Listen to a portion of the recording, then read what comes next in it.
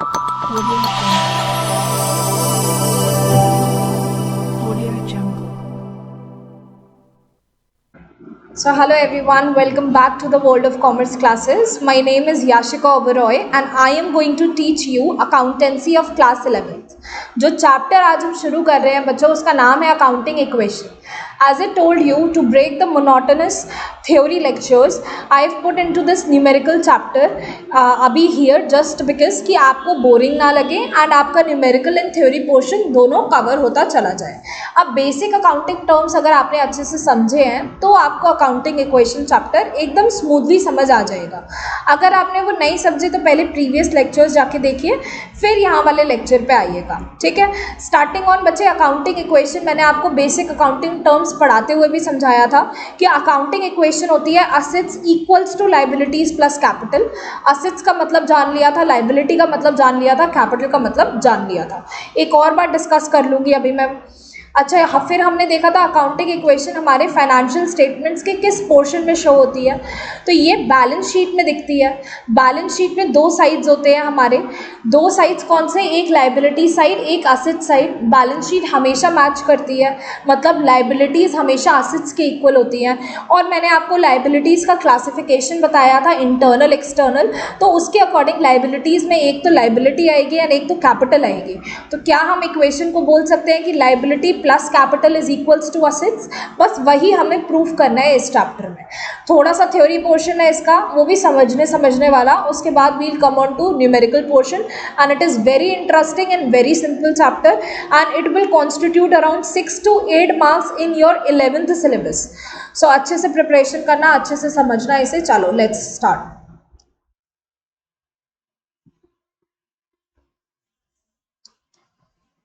Chapter है हमारा accounting equation.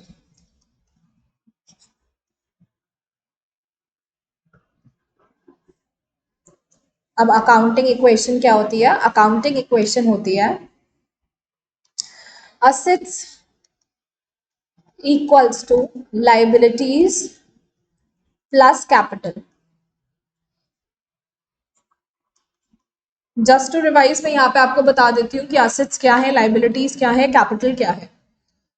Assets में मैंने आपको बताया था बच्चों, असेट्स होते हैं फ्यूचर इकोनॉमिक बेनिफिट, मतलब फ्यूचर में हमें मॉनेटरी बेनिफिट देने वाली चीज़ें, जिसे हम एक अकाउंटिंग पीरियड, मतलब कि एक अकाउंटिंग पीरियड 1 अप्रैल से 31 मार्च का होता है, उसमें एग्जॉस्ट नहीं होते इसके बेनिफिट्स.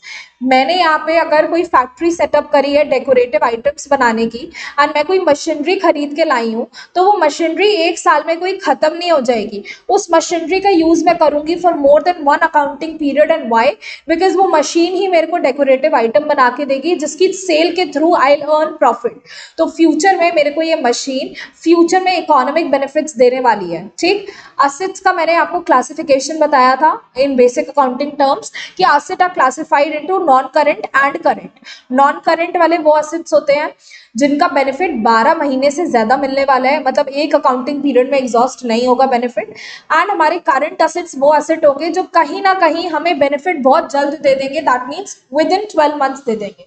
फॉर एग्जाम्पल हमारा स्टॉक, दुकान में स्टॉक पड़ा है, there are high chances the stock will be cleared within 12 months and we will be receiving cash for it. ठीक है. असेट्स में फ्यूचर इकोनॉमिक बेनिफिट्स.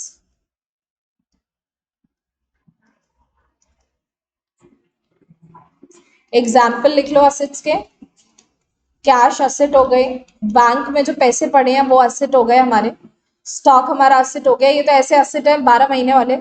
फिर प्लांट बहुत सालों तक चलेगा, नॉन करेंट असेट है. मशीनरी, गुडविल, गुडविल हमारे बिजनेस की रेपुटेशन. ठीक. लाइबिलिटीज पे आ जाओ. लाइबिलिटीज में मैंने आपको बताया था, liabilities a kind of obligation that we need to pay और we are liable to pay that thing. For example हमने जो एग्जाम्पल लिया था वो लिया था कि भीम ने बिजनेस शुरू करा है तो उसने लोन लिया चुटकी एंड कालिया से. चुटकी एंड कालिया से लोन लिया ना उसने, या बैंक से लोन लिया था. तो चुटकी एंड कालिया से जो लोन लिया या बैंक से जो लोन लिया वो हमारी क्या होगा? लाइबिलिटी होगा. बिकॉज हमें फ्यूचर में जाके उसके लिए पैसे पेमेंट करने हैं, मतलब वो लोन वापस देना है, हमारे सर पे ऑब्लिगेशन आया हुआ है. वैसे ही बेटा बैंक से अगर बैंक ओवरड्राफ्ट मांगते हैं, बैंक ओवरड्राफ्ट यूजुअली बिजनेसमैन मांगते हैं, ये आप 11th में बिजनेस स्टडीज में पढ़ोगे। तो जब भी हमारे बिजनेसमैन अकाउंट ओपन करते हैं, करेंट अकाउंट ओपन करते हैं, so they are given a facility of bank OD, that is known as bank overdraft. That means आपके बैंक में अगर 10,000 का बैलेंस है तो उनका ओडी की लिमिट होती है कि आपका 10,000 का बैलेंस है, कोई बात नहीं, आपने कहीं पे पेमेंट करना है अगर 50,000 का, 60,000 का, देन आप अब वो पेमेंट कर सकते हो, आपको बैंक ओवरड्राफ्ट की फैसिलिटी मिल जाएगी, आपका बैलेंस नेगेटिव में चला जाएगा। ठीक है, तो बैंक ओडी भी इसका एक एग्जाम्पल हो जाएगा। लेकिन बैंक ओवरड्राफ्ट ना बैंक जल्दी मांगते हैं, मतलब यूजुअली 12 मंथ्स के अंदर अंदर we have to repay it. Loan हमारे लॉन्ग टर्म भी हो सकते हैं, शॉर्ट टर्म भी हो सकते हैं। ठीक है, और क्या आएगा लाइबिलिटीज में? लाइबिलिटी में मैम आपने एग्जाम्पल बताया था बेसिक अकाउंटिंग टर्म में कि वो एक डॉन था भीम के यहाँ, तो भीम वो डॉन से लाया था कुछ सामान खरीद के, तो भीम उसका क्या मतलब भीम के लिए वो डॉन कौन हो गया था? उससे उसने परचेजेस करी थी ना रॉ मटेरियल वगैरह की, तो भीम के लिए तो वो डॉन क्रेडिटर हो गया था।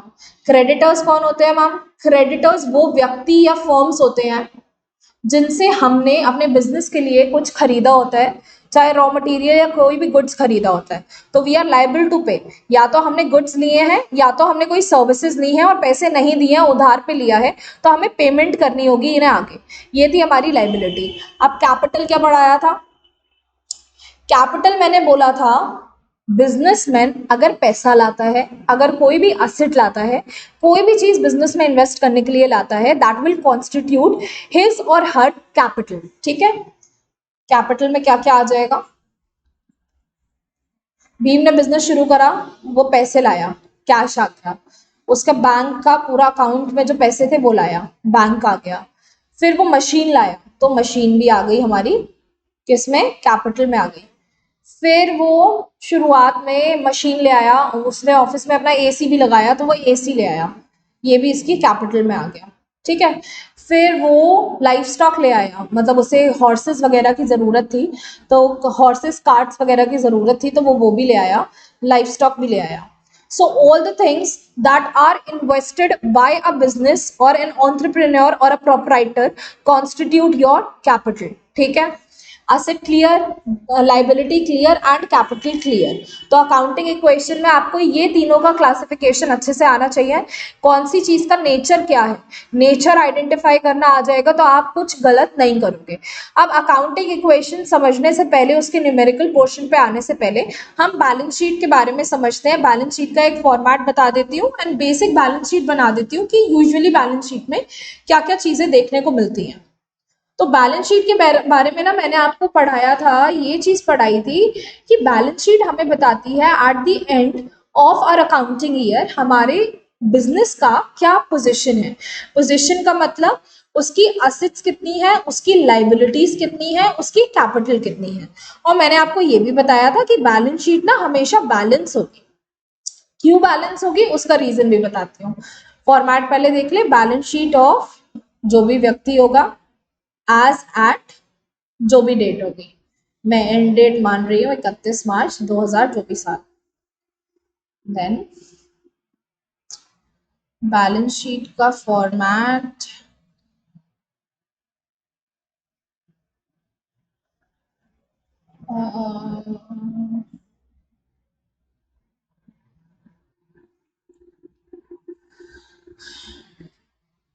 Balance sheet will be divided into half. Right hand side पे होंगे हमारे assets and left hand side पे होंगी हमारी liabilities and capital, and this should match as well. अब वो आप जब फाइनेंशियल स्टेटमेंट में, मैंने जब प्रोसेस पढ़ा रही थी तब ये चीज बताई थी ना, तो फाइनेंशियल स्टेटमेंट में जब क्वेश्चन सॉल्व करेंगे ना, हम प्रॉफिट एंड लॉस अकाउंट बनाएंगे, बैलेंस शीट बनाएंगे, तब वहां पे पता चलेगा कैसे ये चीजें मैच होती हैं, कैसे इनकी अकाउंटिंग होती है। फिलहाल आप फॉर्मेट देखिए यहाँ पे, राइट हैंड साइड ये है बच्चे, तो ये हो गया हमारा असेट्स का साइड, ये हो गया हमारा लाइबिलिटीज का side, left hand side. Balance sheet क्या होता है? बैलेंस शीट कोई अकाउंट है क्या? Balance sheet is a statement, पहले भी लेक्चर में बताया था, याद रखिएगा, यहाँ पे लिख भी लेना, balance sheet is a statement. ये एक ऐसी स्टेटमेंट है जो बताती है कि हमारे बिजनेस की क्या पोजीशन है, उसकी कितनी लाइबिलिटीज है, कितनी कैपिटल है एंड कितनी असेट्स हैं। आप देखो जरा इसका बेसिक, लाइबिलिटीज में लिख लो कैपिटल सबसे पहले, जो भी इन्वेस्ट करा है कैपिटल, ये इंटरनल लाइबिलिटी होती है एक तरीके की। ब्रैकेट में लिखना चाहो तो ये भी लिख लेना, इंटरनल लाइबिलिटी। फिर आ जाएगा हमारा लाइबिलिटीज में क्रेडिटर्स आ जाते हैं। मैम आपने बताया डॉन से सामान खरीदा, उसे पैसे वापस करने हैं, we are liable to pay because we have taken goods और we have taken the services from him. So creditors आ गए। बैंक ओवरड्राफ्ट आ जाता है, bank OD I am writing. फिर लोन आ जाता है हमारा। ये कुछ बेसिक चीज़ें हैं जो आपको बैलेंस शीट लाइबिलिटी साइड में देखने को मिलेंगी। असेट्स में कैश देखने को मिलेगा बिकॉज हर एक बिजनेस में गल्ला तो होगा ही जहाँ पैसे पड़े होंगे, तो कैश देखने को मिलेगा। फिर उनका कोई बैंक का खाता भी खुला हुआ होगा तो बैंक भी देखने को मिल जाएगा। फिर डेटर्स भी होंगे कुछ। डेटर्स कौन होता है? डेटर्स हमारा भीम से चुटकी उधार में किसी के लिए शर्ट खरीद के ले गई थी, तो जो चुटकी शर्ट खरीद के ले गई थी और उसने भीम को पैसे नहीं दिए थे, that means Bheem has rendered any services और given some goods, sold some goods to Chutki and Chutki ने अभी तक पेमेंट नहीं करी। So Chutki is liable to pay to us. That means हमारे लिए चुटकी हमारी असेट हो गई है, हमारा डेटर हमारे लिए डेटर हो गई है, वो पैसे देगी भीम को, तो डेटर आ जाएगा इसमें। और यू कैन राइट फर्नीचर, जो भी बिल्कुल भीम वाला एग्जाम्पल याद करते हुए करना। फर्नीचर होगा भीम के पास, वो आ जाएगा। और भीम के पास क्या हो सकता है? मशीन्स हो सकती है मैन्युफैक्चर वाली, मशीनरी आ जाएगी सारी। और क्या हो सकता है भैया? उसके पास बिल्डिंग हो सकती है, बिल्डिंग और फैक्ट्री, वो भी आ जाएगी हमारी। ठीक है, तो अब ये मैंने कुछ लाइबिलिटीज लिख दी, कुछ असेट्स लिख दी। और भीम के पास क्या हो सकता है? उसके पास स्टॉक हो सकता है, जो सामान उसने बनाया है बेचने के लिए। अब एंड में ना जब हम सारी लाइबिलिटीज सारी असेट्स लिख लेते हैं ना, तो बच्चों एंड में जाके इन दोनों का टोटल करा जाता है, लाइबिलिटीज का एंड असेट्स का, and it should match. Why it should match अभी बता रही हूँ, बस ये मैच करवा के। मैच करने के लिए मैं ऐसी लाइन ड्रॉ कर देती हूँ। कोई भी जो भी फिगर आ रही होगी यहाँ पे, जैसे मैं मान लेती हूँ 10,000 फिगर आ रही है, तो यहाँ पे भी 10,000 फिगर आनी चाहिए। अब ये होता क्यों है ये सुनो।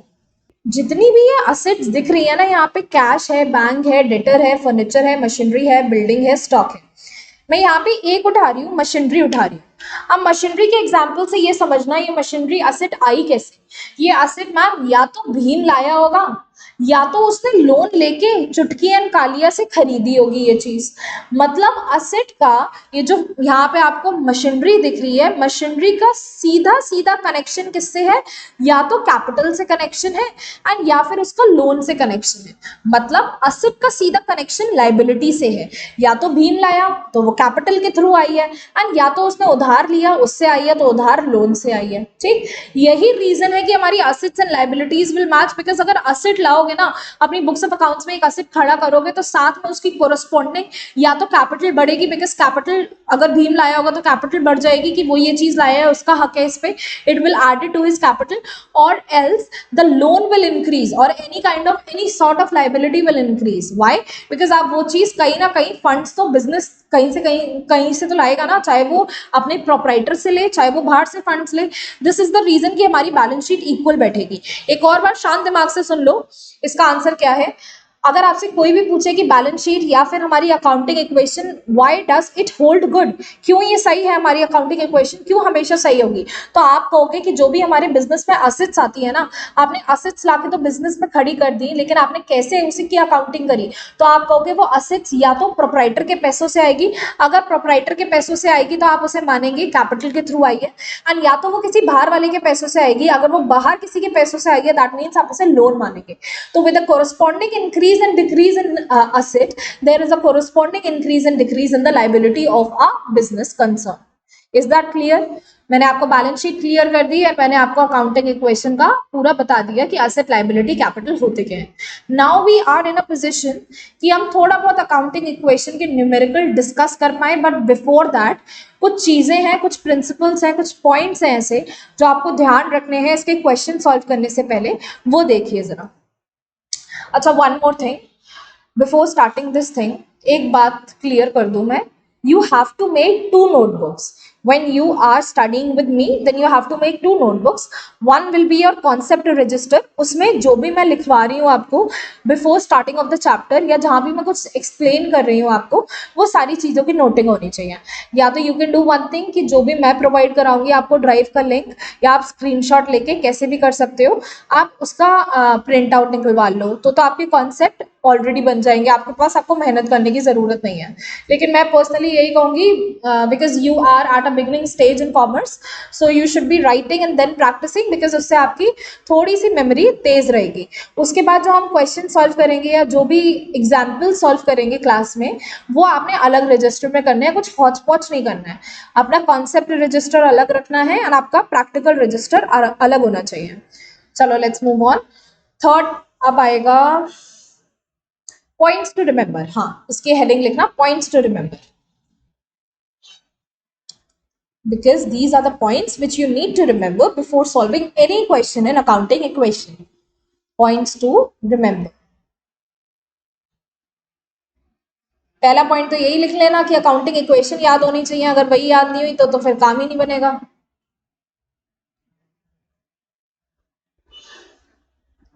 So our first point is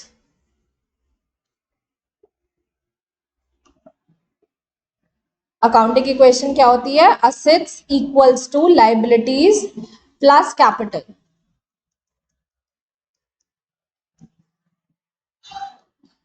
ठीक है. Second point is that accounting equation should hold good after each and every transaction. इसका मतलब है कि आप हर एक ट्रांजैक्शन का जो भी ट्रीटमेंट करने वाले हो उसके बाद you have to make ensure और यू हैव टू इंश्योर कि आपकी असेट्स इक्वल हो लाइबिलिटीज एंड कैपिटल के. अब ये क्या होता है मैम, समझ नहीं आ रहा है, तो अभी प्रैक्टिकल क्वेश्चन कुछ सॉल्व करेंगे ना, अभी एग्जाम्पल से समझा दूंगा. तो यहाँ पे लिखिए सेकेंड पॉइंट में accounting equation should hold good after every transaction. हर एक ट्रांजैक्शन के बाद आपकी अकाउंटिंग इक्वेशन सही होल्ड होनी चाहिए, सही साबित होनी चाहिए. इसका मतलब ये होता है. थर्ड पॉइंट लिखिए each transaction should have at least 2 effects. ठीक है, on इक्वेशन. इसका मतलब क्या है समझो, हर एक ट्रांजैक्शन के एटलीस्ट 2 इफेक्ट होने चाहिए इक्वेशन पे. इक्वेशन किससे मिलके बनती है? इक्वेशन 3 चीजों से मिलके बनती है. एक असेट, दूसरा लायबिलिटी, तीसरा कैपिटल. मतलब कि हमारी ट्रांजैक्शन का इफेक्ट किन्हीं 2 चीजों पे तो आएगा ही आएगा, चाहे वो असेट लायबिलिटी पे आए या असेट कैपिटल पे आए या कुछ भी एक चीज में प्लस माइनस हो. प्लस कुछ ट्रांजैक्शंस ऐसे भी हो सकती हैं जिसमें 2 से ज्यादा इफेक्ट पड़ेगा. तो एटलीस्ट का मतलब यहाँ क्लियर है ना, ये चीज इंपॉर्टेंट है, ये गलत हो जाएगा वरना. यहाँ पे लिख लो चाहे एटलीस्ट को करके, कम से कम 2 इफेक्ट पड़ेंगे, उससे ज्यादा भी पड़ सकते हैं. I hope I am clear with this. Fourth point लिखिए. अब फोर्थ पॉइंट लिखने से पहले आप मुझे उसका आंसर दो खुद. एक बात बताओ, बिजनेस शुरू करा भीम ने, उसने कोई चीज 100 की आई थी और उसने बेची 120 रुपए में, तो 20 रुपए का प्रॉफिट हुआ. इस पे किसका हक है? किसको मिलना चाहिए 20 रुपए का प्रॉफिट? दिल पे हाथ रख के बताना. नाम मिलना तो उसे ही चाहिए जो बिजनेस कर रहा है, मतलब भीम को मिलना चाहिए.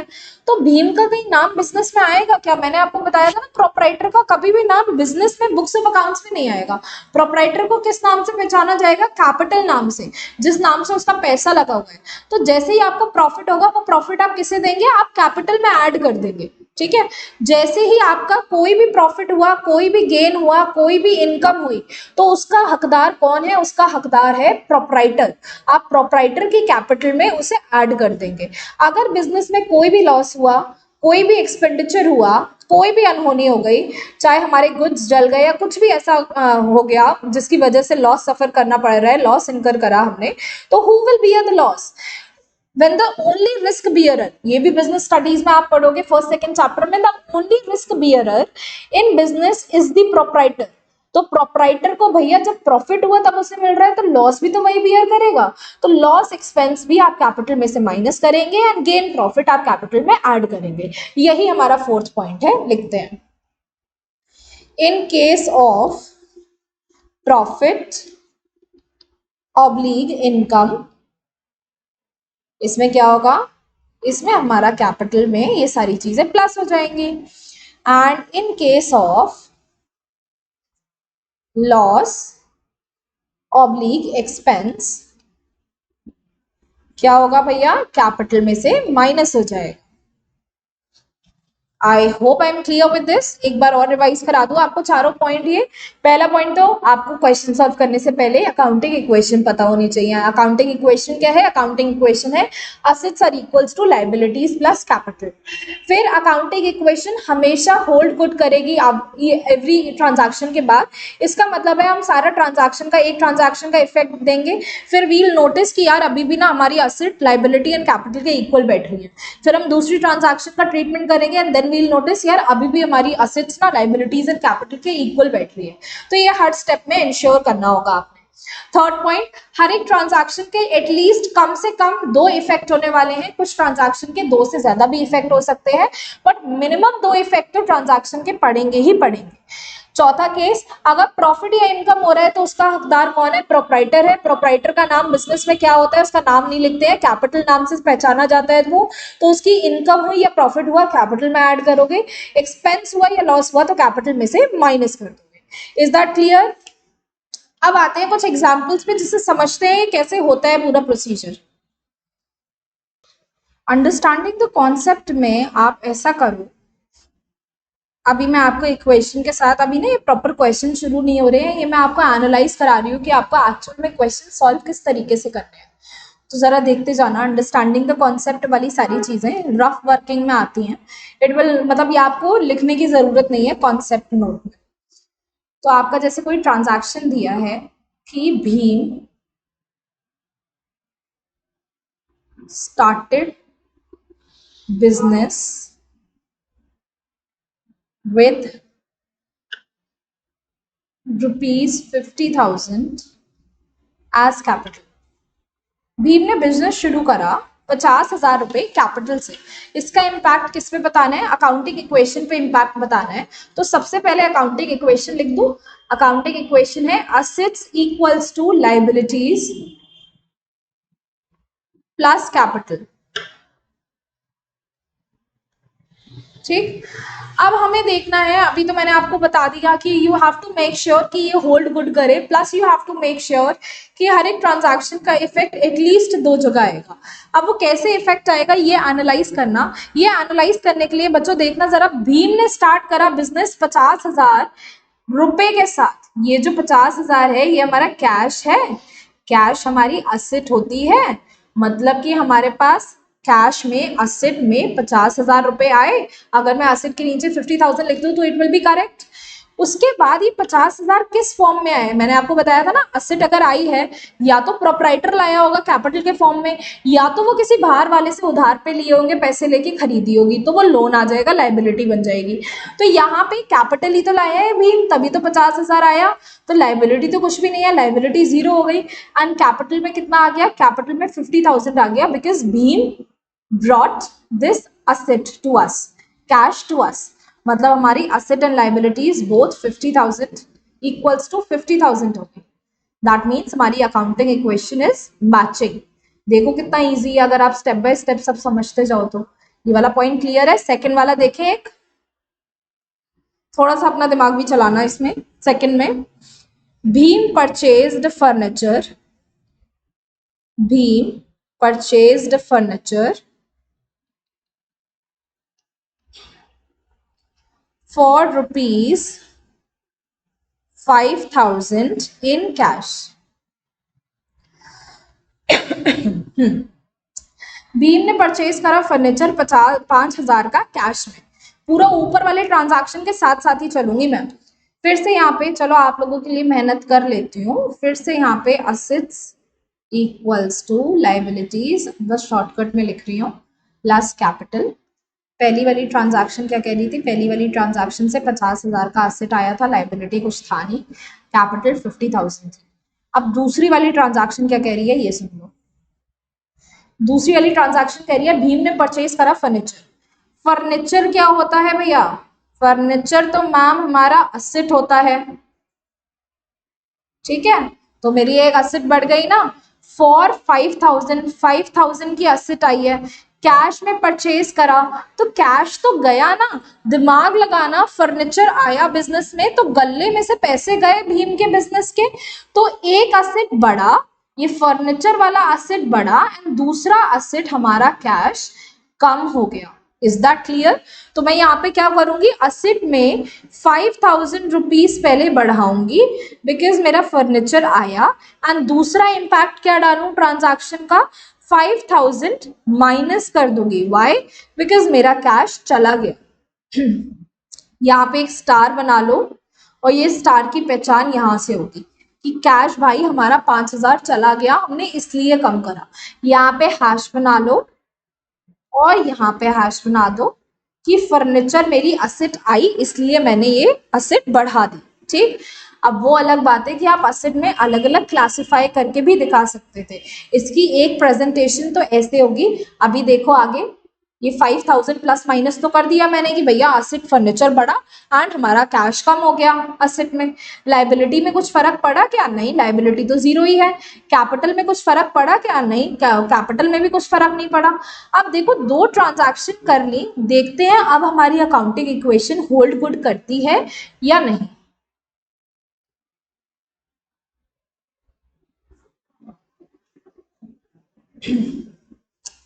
असेट्स को 50,000 में प्लस 5,000 एंड देन माइनस 5,000, तो 50,000 आ गया, इक्वल्स टू लाइबिलिटी जीरो चल रही है।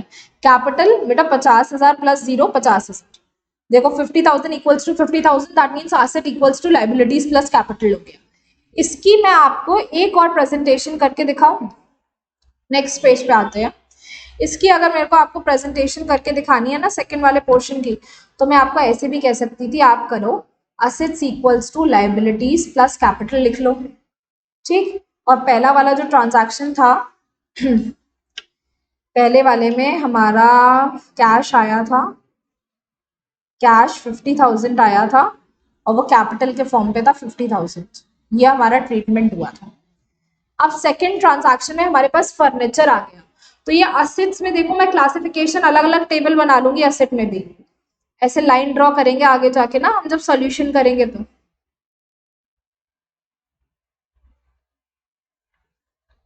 ये असेट का कॉलम हो गया, ये दूसरी असेट का कॉलम हो जाएगा। क्या दूसरी असेट आई है दूसरे वाले ट्रांजैक्शन में? मैम ये आई है हमारा फर्नीचर। तो यहाँ पे मैंने फर्नीचर लिखा, दूसरी असेट। फर्नीचर कितने का आया बच्चे? 5,000 का फर्नीचर आया, तो ऐड करते हैं तो ऐसे ही फिगर लिखते हैं। और फर्नीचर कैसे आया? गले में से पैसे चले गए, पैसे चले गए मतलब हमारी असेट कम हो गई, तो ये कैश असेट जो है इसे माइनस भी करके दिखाइए। माइनस करना है तो ब्रैकेट में लिख लो। लाइबिलिटी पे कोई इम्पैक्ट नहीं पड़ा, कैपिटल पे कोई इम्पैक्ट नहीं पड़ा, लाइबिलिटी जीरो रही, इस केस में भी लाइबिलिटी मेरी जीरो रही, ठीक है, और कैपिटल भी जीरो रही। अब इसे अकाउंटिंग इक्वेशन को मैच कर लो। अकाउंटिंग इक्वेशन को मैच करने के लिए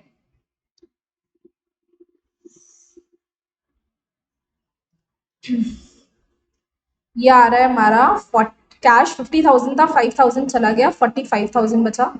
फर्नीचर मेरा 5,000 आ रहा है, लाइबिलिटी मेरी जीरो आ रही है, एंड कैपिटल मेरा 50,000 आ रहा है। तो इन दोनों को अगर मैं एसेट को प्लस करूं तो एसेट मेरी 50,000 आ रही है, equals to liability zero and capital 50,000। मेरी asset equals to liabilities plus capital match हो रही है पूरी की पूरी अकाउंटिंग इक्वेशन।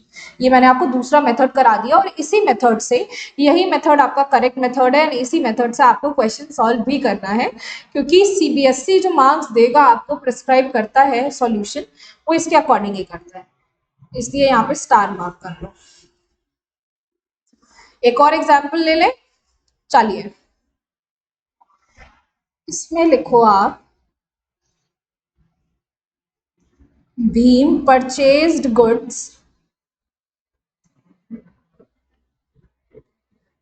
फॉर ₹20,000। हिंदी में क्या मतलब हुआ इसके? भीम ने 20,000 के गुड्स खरीदे। कुछ नहीं बोल रखा है तो ऑब्वियसली मानोगे कि गुड्स आए हैं और गले में से पैसे गए, क्योंकि कैश तो देना ही पड़ेगा। तो इसका एनालिसिस भी ऊपर लिखवा दूं मैं आपको कि गुड्स आए। अब गुड्स को स्टॉक बोला जाता है, तो स्टॉक मेरी एसेट है, स्टॉक मेरी एसेट बड़ी है। और दूसरा जो मेरे 20,000 रुपए के पैसे हैं, कैश मेरी एक एसेट कम हो गई है। ये तो इसका इम्पैक्ट आपको पता चल गया। अब इसका अकाउंटिंग इक्वेशन पे इम्पैक्ट देखें। Assets equals to liabilities plus capital. इतनी बार बोलो कि रात में तुम सोया भी करो ना तो भी तुम्हें यह सुनाई दे कि assets equals to liabilities plus capital होता है। क्यों होता है? क्योंकि एसेट खरीदने के लिए या तो कोई बाहर वाला पैसा देगा तो वो लाइबिलिटी का पैसा होगा, या तो भैया हमारा खुद का घर का इंसान कौन, हमारा प्रोप्राइटर पैसे देगा तो वो अपना बिजनेस की कैपिटल होगा। तो असेट में क्या लिया? गुड्स लिए। गुड्स किस नाम से आते हैं? स्टॉक नाम से आते हैं। तो असेट में एक कॉलम बना दूं स्टॉक का। हाँ जी मैम, बना दो स्टॉक का कॉलम। कितने का स्टॉक आया? 20,000 का स्टॉक आया। अब गया क्या? बिजनेस से पैसे चले गए। पैसे चले गए तो वो भी एसेट में आते हैं, उनका अलग कॉलम बना दो। कैश चला गया। कितना कैश गया? 20,000 ही कैश गया। 20,000 कैश गया।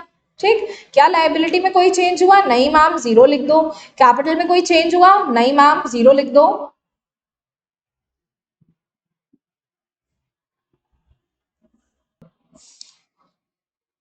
ये कैश हमारा गया, ब्रैकेट में लिख लो इसे। ठीक है।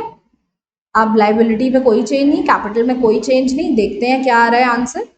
स्टॉक का बैलेंस 20,000 एंड कैश का बैलेंस 20,000। मतलब असेट का ओवरऑल क्या हुआ? एक असेट बढ़ी 20,000 से, दूसरी असेट कम हो गई 20,000 से। तो असेट का ओवरऑल बैलेंस हमारा नील हो गया, जीरो हो गया। Zero equals to liability zero plus capital zero. मतलब हमारी अकाउंटिंग इक्वेशन मैच हो गई। हमारी assets equals to liabilities plus capital हो गई। असेट नील हो गई। वाई? बिकॉज 20,000 के जब हमारे गुड्स बढ़े तो 20,000 के गले में से पैसे भी कम हो गए। एक असेट बढ़ी, एक असेट कम हो गई, तो नील हो गया, उसका इफेक्ट नलिफाई हो गया। I hope you are clear with the third example.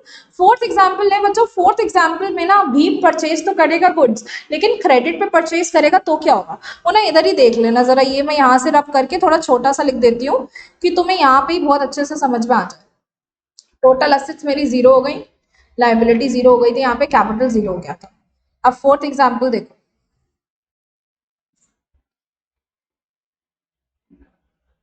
Bhim purchased goods on credit for 16,000। ठीक। फिर से इक्वेशन है हमारी assets equals to liabilities plus capital. ये ना सुनते जाओ। I know it is a bit boring, but ये आपको हेल्प करेगा आगे सारे क्वेश्चन सॉल्व करने में। थोड़ा सा स्पीड बढ़ा लो वीडियो की, पर सुनो जरूर इसे। जल्दी जल्दी हो जाएगा। You don't need to write it, just concentrate and पूरे दिमाग खोल के, अपने कान वगैरह खोल के अच्छे से देखना। अब भीम ने यहाँ पे क्या करा? परचेज करें गुड्स। गुड्स को क्या कहते हैं? गुड्स को कहते हैं स्टॉक। स्टॉक क्या होता है? स्टॉक हमारी एसेट होती है। तो मतलब ये तो क्लियर हो गया, ये एसेट में आना है। अब एसेट बढ़ी या घटी? परचेज करा ना बेटा, बिजनेस में परचेज करा है तो स्टॉक बढ़ा है, एसेट बढ़ी है। क्रेडिट पे परचेज करा मतलब उधार पे परचेज करा, मेरे कोई पैसे नहीं कम हुए। चलो ये तो अच्छी बात है कि आपकी कोई एसेट कम नहीं हुई। 16,000 के गुड्स तो ले लिए, क्रेडिट पे लिए। तो एक बात बताओ, अगर गुड्स क्रेडिट पे लिए दैट मीन्स हमारे क्रेडिटर्स बन गए 16,000 के। हाँ जी मैम, बिल्कुल सही बोल रहे हो। क्रेडिट पे गुड्स लिए तो मतलब आपके क्रेडिटर्स आ गए, लाइबिलिटी आ गई, क्रेडिटर्स बढ़ गए। ठीक। इसका ही इम्पैक्ट देना है। भीम ने गुड्स खरीदे और वो भी गुड्स क्रेडिट पे खरीदे, तो क्रेडिट से जिनसे खरीदे हैं वो हमारे क्रेडिटर्स बन गए, प्लस जो गुड्स है वो हमारा स्टॉक हो गया। तो asset equals to liabilities plus capital में मैं इसका लिखने वाली हूँ। असेट में मेरा स्टॉक आया कितने का? 16,000 का। लाइबिलिटीज में क्या हुआ? लाइबिलिटी में मेरे क्रेडिटर्स बन गए कितने के? 16,000 के। कैपिटल पे कुछ इम्पैक्ट पड़ा क्या? कैपिटल पे तो कुछ इम्पैक्ट ही नहीं पड़ा। कैपिटल पे तो कुछ इम्पैक्ट ही नहीं पड़ा। 16,000 equal to 16,000, that means our accounting equation is holding good after each and every transaction. कितना इजी सा है ये। ऐसे ही बस आपको क्वेश्चन मिलेंगे, अभी मैं एक करा रही हूँ, अब आगे से नेक्स्ट लेक्चर में मैं आपको क्वेश्चन जो कराऊंगी वो फुल फ्लेज्ड क्वेश्चन होगा। दैट मीन्स बहुत सारे ट्रांजैक्शंस लिखे होंगे और एक पूरी अकाउंटिंग इक्वेशन का फॉर्मेट में बना के उसे सॉल्व करना होगा। चलिए नेक्स्ट एग्जाम्पल लेते हैं। कौन सा नंबर का एग्जाम्पल हो गया? मैंने आपको 4 एग्जाम्पल्स करा दिए, फिफ्थ एग्जाम्पल पे आ जाइए। इस क्लास में बच्चे एग्जाम्पल ही करेंगे, नेक्स्ट क्लास से क्वेश्चन शुरू करेंगे। फिफ्थ एग्जाम्पल लिखो। गुड्स मतलब लिखो नहीं, देखो, सॉरी। गुड्स कॉस्टिंग, ये अच्छा है बेटा। Goods costing ₹12,000 sold on credit, बेचे उधार पे, फॉर ₹15,000। सबसे पहले तो हम इसका एनालिसिस करते हैं, ये स्टेटमेंट क्या रहा है। ये स्टेटमेंट हिंदी में अगर मैं इसको ट्रांसलेट करूं तो ये बोल रहा है गुड्स जिनकी कॉस्ट 12,000 थी, कॉस्ट प्राइस सुना है ना आपने, कॉस्ट प्राइस अपना मैथ्स में, CP, cost price 12,000, sold on credit, उधार पे बेचे, एंड कितने पे, सेल प्राइस कितना था, 15,000 था। कुछ नजर आया बिजनेसमैन के दिमाग से, देखो आंखों से। 12,000 के कुछ 15,000 में बेचे, 3,000 का प्रॉफिट कमा लिया। ये प्रॉफिट पे किसका हक होगा? इस प्रॉफिट पे तो भीम का हक होगा। भीम कौन से नाम से था हमारे बिजनेस में? कैपिटल में ऐड होगा 3,000। इतना तो क्लियर हो गया हमें भैया, प्रॉफिट तो ऐड होता है तो कैपिटल में ऐड होने वाले हैं 3,000 रुपीज। अच्छा चलो वो ऐड होंगे, सही बता दिया इतना। अब जो ये गुड्स हमने बेचे हैं 12,000 के, तो ये कोई असेट, गुड्स हमारे असेट होते हैं, स्टॉक हमारा असेट होता है, तो स्टॉक भी तो कम हुआ है। एक तो ये बात आ गई आपकी प्रॉफिट वाली, ये तो मैंने मान ली आपकी बात। सेकंड थिंग, 12,000 का स्टॉक जो हमारी असेट है वो भी तो कम हुई, स्टॉक इज डिक्रीजिंग। एक और इम्पैक्ट आएगा, पहला ट्रांजैक्शन आया ना जिसमें 2 से ज्यादा इम्पैक्ट आए, अभी तक कौन से ट्रांजैक्शन आ रहे थे जिसमें 2 इफेक्ट पड़ रहे थे। मैंने आपको लिखवाया था कि each and every transaction will be having at least 2 effect, that means it can have more than 2 also, 3 4 5 कितने भी हो सकते हैं। तो ये अभी हमारे एग्जाम्पल में सबसे अच्छा एग्जाम्पल है, एग्जाम में आने के चांसेस भी हैं, थोड़ा कॉन्सेंट्रेशन के साथ सुनना। इसमें हमारा थर्ड इम्पैक्ट क्या पड़ रहा है? 12,000 के गुड्स गए, वो तो मैंने दिखा दिया। 3,000 का प्रॉफिट होगा, 12 के गुड्स 15 में बेचोगे, वो भी दिखा दिया। 15,000 के गुड्स बेचे हैं, गले में पैसे आए क्या? नहीं मैम नहीं आए, क्रेडिट पे बेचे हैं। तो चलो गले में पैसे नहीं आए कोई बात नहीं, डेटर्स तो आए होंगे। गुड्स अगर उधार पे बेचते हो, अगर भीम चुटकी को गुड बेचता है, शर्ट देता है उधार पे, तो चुटकी उसकी डेटर तो बन जाती है, डेटर तो आगे जाके पैसे देंगे ना। हाँ ये आप सही कह रहे हो, तो 15,000 के मैं डेटर तो दिखा सकती हूँ ना, हाँ दिखा सकते हैं। एक बार और सुन लो, goods costing 12,000 sold on credit for 15,000। 12,000 के गुड्स 15,000 पे बेच दिए, 3,000 का प्रॉफिट हुआ, कैपिटल में ऐड कर देंगे। 12,000 के गुड्स बेचे हैं तो गुड्स कम कर देंगे, स्टॉक कम कर देंगे, एंड कितने में, 15,000 में बेचे हैं। पैसे तो नहीं मिले लेकिन डेटर जरूर खड़ा हो गया बुक्स ऑफ अकाउंट्स में कि आगे जाके हमें प्रॉमिस कर रहा है कि पैसे मिलेंगे हमें 15,000। तो ये हमारी अकाउंटिंग इक्वेशन पे क्या इम्पैक्ट आने वाला है? इसमें assets equals to liabilities plus capital, okay. Then assets में क्या आया? असेट में स्टॉक गया, बेचे ना, स्टॉक चला गया, कितने रुपए का स्टॉक चला गया? 12,000 का, तो माइनस में लिखना है तो ब्रैकेट में लिख दूंगी। देन क्या हुआ? देन मैंने बोला हमने प्रॉफिट कमाया है 3,000 का, कैपिटल में ऐड होना चाहिए, 3,000 कैपिटल में लिख दिया। देन क्या हुआ?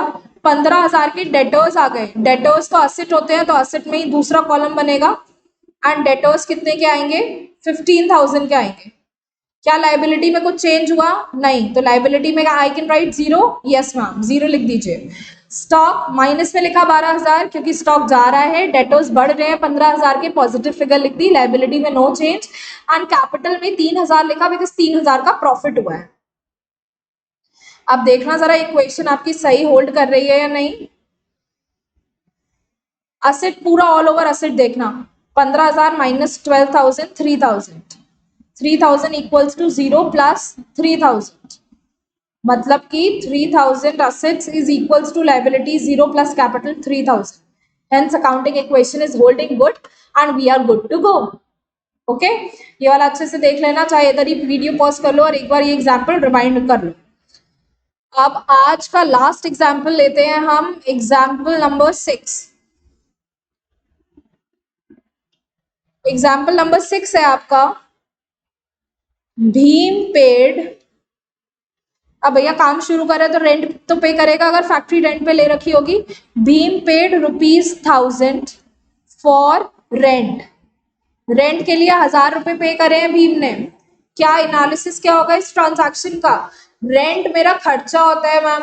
खर्चा कौन बियर करता है? Business owner. बिजनेस ओनर किस नाम से होता है? कैपिटल नाम से. तो आपने पढ़ाया था कि एक्सपेंस और लॉस हो कैपिटल में से माइनस कर देना. एक चीज तो समझ में आ गई मैम, कैपिटल में से माइनस करना है 1000 रुपए. और क्या करेंगे? अच्छा कैपिटल में से माइनस करोगे तो भैया गले में से ही तो पैसे गए हैं, तो कैश में से भी तो माइनस करोगे ना. कैश भी माइनस हो जाएगा हमारा. कितने से माइनस हो जाएगा? 1000 रुपए से माइनस हो जाएगा. देखें इसे अकाउंटिंग इक्वेशन में लिख के. Accounting equation is again assets equals to liabilities plus capital. इतनी बार बोलूंगी कि तुम लोग जब एग्जाम में बैठोगे ना तब तुम्हें मेरी आवाज गूंजेगी कि हाँ ये बोला था. असेट्स, असेट में क्या दिखाऊं? पहली असेट है मेरी कैश. कैश 1000 रुपए चले गए, रेंट पे करा मैंने तो.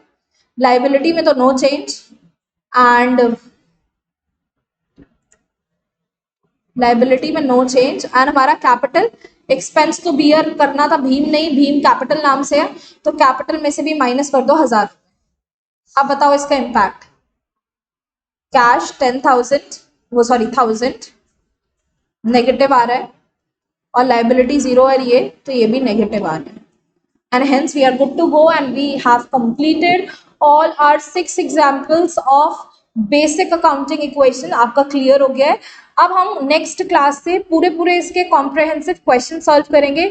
आई ट्राई कि मैं कम से कम क्वेश्चन में ज़्यादा से ज़्यादा कॉन्सेप्ट कवर करा दूँ. हाँ इतना मैं अश्योरेंस देती हूँ आपको कि आपका कोई भी ऐसा ट्रांजैक्शन नहीं बचेगा जो आपके एग्जाम में आए और आपको लगे अरे ये तो कुछ नया ही आ गया. ऐसा कुछ भी नहीं होने वाला है. सो आई होप आपको आज की क्लास क्लियर हुई होगी एंड सब कुछ समझ में आ गया होगा. व्हाट वी कवर टुडे, हमने बैलेंस शीट के बारे में समझ लिया. बैलेंस शीट का एक बेसिक फॉर्मेट देख लिया, ये समझ लिया कि इक्वल होता है. अच्छा हमने समझा एक अकाउंटिंग इक्वेशन क्या होती है. फिर असेट लायबिलिटी कैपिटल की एक और बार डेफिनेशन समझ ली. फिर हमने ये भी समझ लिया कि बैलेंस शीट इक्वल क्यों होती है, हमेशा असेट लायबिलिटीज़ एंड कैपिटल के इक्वल क्यों होता है. उसके बाद हमने ये भी समझ लिया कि अकाउंटिंग इक्वेशन का ट्रीटमेंट कैसे किया जाता है. अब एग्जाम्पल्स उसके कर लिए हमने 6 कवर. नेक्स्ट क्लास से हम उसके क्वेश्चंस पे प्रोसीड करेंगे. Till then keep practising, keep working hard. बहुत अच्छे से पढ़ाई करिए and take care you all and bye bye.